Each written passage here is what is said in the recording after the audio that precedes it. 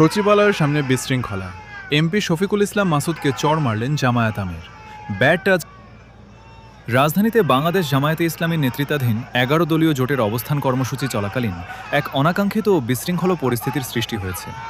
কর্মসূচি চলাকালে ভিড়ের মধ্যে ধাক্কাধাক্কি ও বিশৃঙ্খলা নিয়ন্ত্রণ করতে গিয়ে পটুয়াখালী ২ আসনের সংসদ সদস্য ও জামায়াত নেতা ডাক্তার শফিকুল ইসলাম মাসুদকে ধাক্কা দিয়ে চড় মেরে বসেন দলটির আমির ডাক্তার শফিকুর রহমান।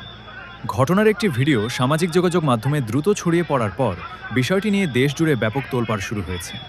ঘটনাটি যেভাবে ঘটল, জ্বালানি সংকট, বিদ্যুতের ভুতুরে বিল ও নিত্য প্রয়োজনীয় দ্রব্যমূল্যের ঊর্ধ্বগতির প্রতিবাদে আজ সচিবালয়ের সামনে এই অবস্থান কর্মসূচির আয়োজন করে জামায়াতসহ ১১ দলীয় নির্বাচনী জোট।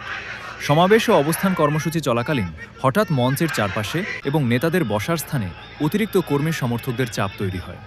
এতে সেখানে চরম বিশৃঙ্খলা ও ধাক্কাধাক্কির সৃষ্টি হয়।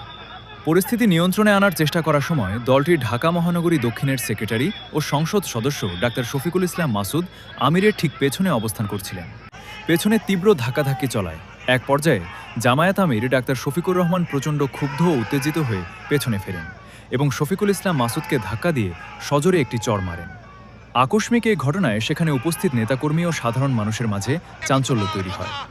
অনাকাঙ্ক্ষিত এই ঘটনার পরেও জোটের পূর্বনির্ধারিত কর্মসূচি ও সমাবেশ সফলভাবে সম্পন্ন হয়। সমাবেশে জামায়াতের আমির ডাক্তার শফিকুর রহমান ও সেক্রেটারি জেনারেল মিয়া গোলাম পরওয়ার সহ শীর্ষ নেতারা বক্তব্য রাখেন। নেতৃবৃন্দ বলেন, দেশের সাধারণ মানুষ আজ বিদ্যুৎ ও জ্বালানি সংকটে জর্জরিত। সরকার